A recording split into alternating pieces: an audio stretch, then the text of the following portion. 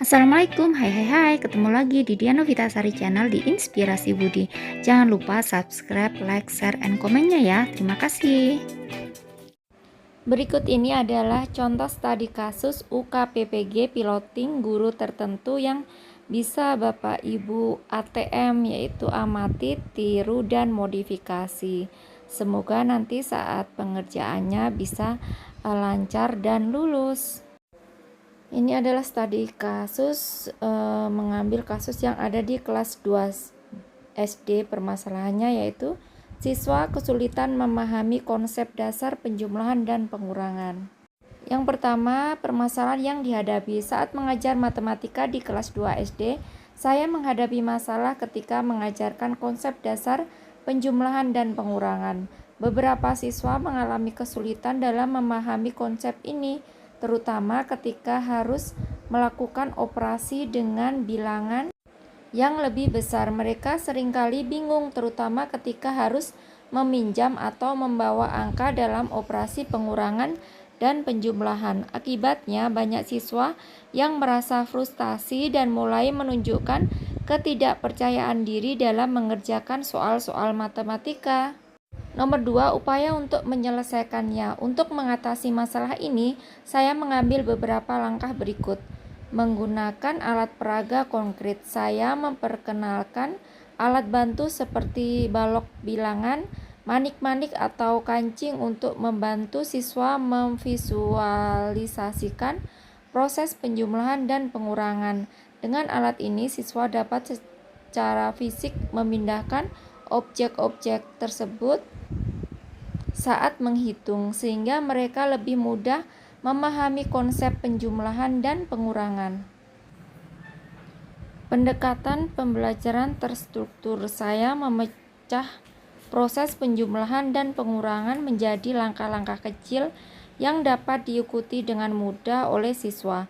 Misalnya, sebelum mengenalkan konsep meminjam atau membawa, saya memastikan bahwa siswa benar-benar paham tentang konsep dasar pengelompokan, puluhan, dan satuan. Latihan bertahap. Saya memberikan latihan yang bertahap dan berulang, dimulai dengan soal-soal yang sangat sederhana dan meningkat secara perlahan dalam kompleksitasnya. Hal ini membantu siswa membangun kepercayaan diri mereka secara bertahap. Selanjutnya, mengaitkan dengan kehidupan sehari-hari. Saya mencoba mengaitkan konsep matematika dengan kehidupan sehari-hari. Misalnya, ketika mengajarkan penjumlahan, saya menggunakan contoh menghitung jumlah buah-buahan atau menghitung mainan. Pendekatan ini membantu siswa memahami bahwa matematika adalah sesuatu yang dapat mereka gunakan dalam kehidupan nyata. Mendorong diskusi dan kerja kelompok. Saya mendorong siswa untuk berdiskusi dengan teman-teman mereka dan bekerja dalam kelompok kecil saat menyelesaikan masalah matematika. Diskusi ini tidak hanya membantu mereka dalam memahami konsep, tetapi juga membangun rasa percaya diri melalui dukungan teman sebaya.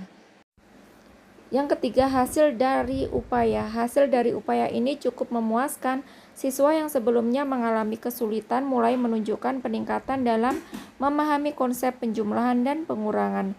Mereka menjadi lebih percaya diri dalam mengerjakan soal-soal dan tidak lagi takut untuk mencoba soal-soal yang lebih sulit. Penggunaan alat peraga konkret dan pendekatan bertahap sangat membantu dalam mengubah konsep abstrak menjadi lebih nyata dan dapat dipahami oleh siswa. Selain itu, suasana kelas menjadi lebih positif dengan siswa yang lebih antusias dan termotivasi untuk belajar matematika.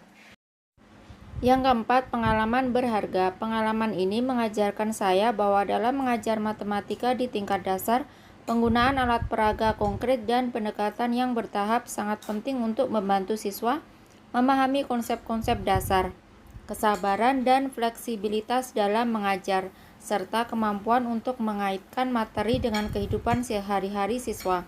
Sangat membantu dalam menciptakan pengalaman belajar yang bermakna. Selain itu, pengalaman ini juga mengingatkan saya akan pentingnya membangun kepercayaan diri siswa melalui dukungan dan pujian, sehingga mereka merasa lebih termotivasi untuk belajar dan mengatasi tantangan yang mereka hadapi.